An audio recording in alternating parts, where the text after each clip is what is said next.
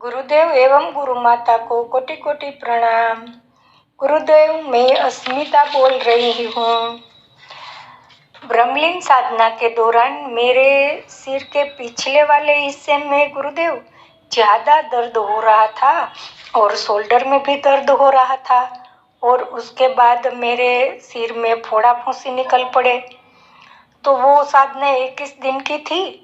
तो MBBS doctor जो हमारे रिलेटिव था उसकी दवा से मैंने चलाया और ब्रह्मलीन साधना खत्म होने के बाद तय किया कि अब कौन से डॉक्टर को दिखाएंगे।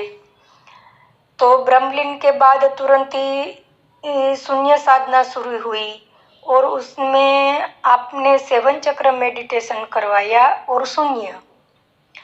तो 7 चक्र मेडिटेशन से मेरा जो फिजिकल प्रॉब्लम था यानी सिर के पिछले हिस्से में दर्द होना, दोनों शोल्डर में दर्द होना, पूरा शोल्डर से लेकर पूरे हाथ में दर्द होना, सिर में फोड़ा फुंसी निकलना, तो 7 चक्र मेडिटेशन शून्य साधना में शुरू करवाया तो वो सब दर्द गायब जो मुझे 21 दिन तक वो मैंने सहन किया वो सब गायब हो गया।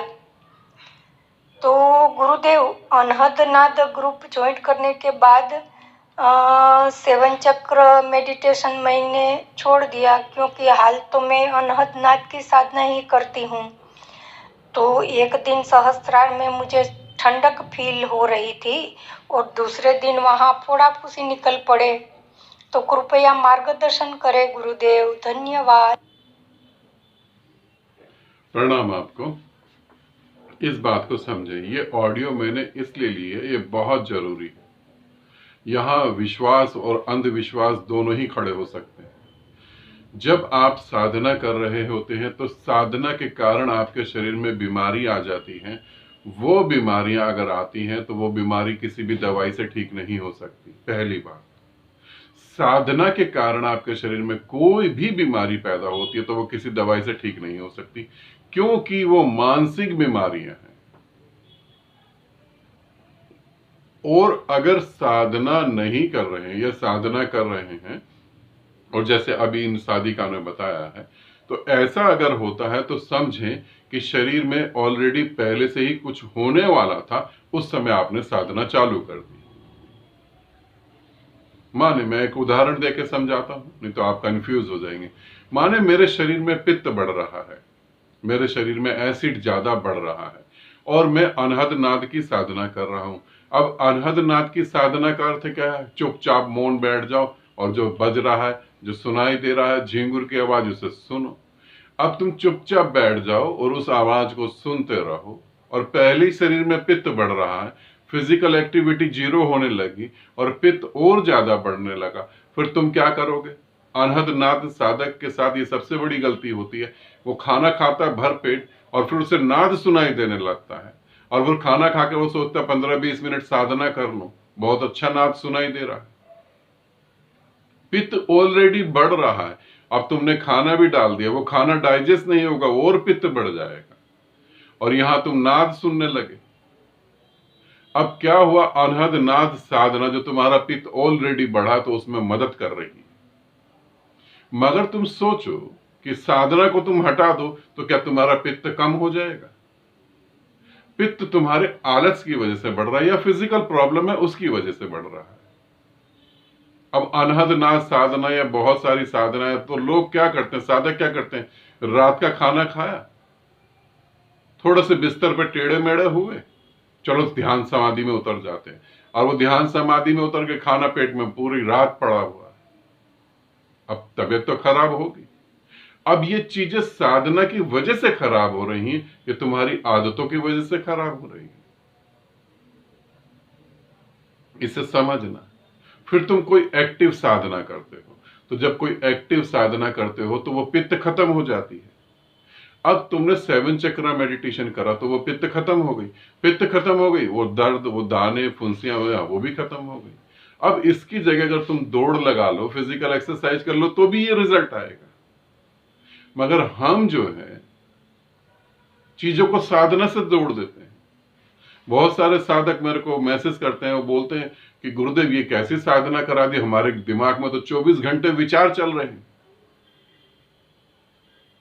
अब इनको कौन बताए, ये तो परम शांति में थे, साधना करने से इनके विचार चलने लगे। इन्हें ये एहसास ही नहीं होता, विचार तो पहले ही चल रहे थे, तुम अंधे बन के जीवन को जी रहे थे। अब साधना की वजह से आंख खुली और तुमने देखा कि ये क्या हो रहा है। तो इससे समझने की कोशिश करें। अगर आपके साथ कोई ऐसी चीज घटती है, ये एक साधना से जो है आपके सर में दर्द हो रहा है, दाने निकल आए हैं, और दूसरी साधना से वो ठीक हो रही है, तो समझ लेना कि वो जो है फिजिकल एक्टिविटी है। तो आप डॉक्टर से कंसल्ट करें और डॉक्टर को दिखाएं, अंधविश्वास में नहीं पड़ें। तो आप डॉक्टर को दिखाएं। हो सकता है शरीर में वायु बढ़ रही हो, पित्त बढ़ रहा हो, कफ बढ़ रही हो, और वही साधना हमने करनी चालू कर दी। ब्रह्मलीन साधना क्या है? अब देखिए यहाँ पे क्या घट रहा है। ब्रह्मलीन साधना क्या है? ब्रह्मलीन साधना का मतलब है अपने को मिटा देना और परमात्मा प्रकट हो जाएगा। अब अपने को मिटाने के लिए कोई भागदौड़ तो नहीं करनी पड़ेगी, बैठना ही है सिर्फ। अब तुम बैठ गए और तुम्हारे सर में दर्द हुआ और फोड़े फुंसी निकल गए।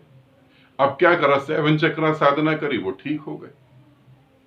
इसका अर्थ क्या हुआ कि तुम्हें बैठने की साधना, तुम्हें आलस से बढ़ाने वाली साधनाएं नहीं करनी, क्योंकि शरीर में पहले ही समस्या है। अब तुमने अनहदनाद करा, वो भी आलस की साधना है। आलसी हो जाओगे, बैठे रहोगे, क्या करोगे? फिर वही प्रॉब्लम पैदा होगी। तो आप समझे कि तुम्हें जो है बैठने की कोई भी ऐसी साधना नहीं करनी, तुम्हें एक्टिव होना है। तो तुम फिजिकल वर्क कर सकते हो, मॉर्निंग वॉक के लिए जाओ,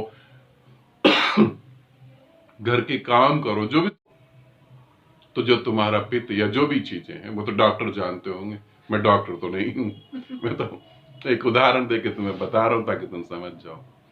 तो इस तरीके से अपनी साधना को और अपने फिजिकल बॉडी को और अपने जीवन को समझने की कोशिश करें। यहाँ पे आलस या बैठने के कारण वो चीजें पैदा हो रही होंगी, तो फिर फिजिकल एक्टिविटी भी करें। ठीक है, ऐसे समझें। आनंदित रहें, सदा खुश रहें। बहुत बहुत प्रेम आप सभी।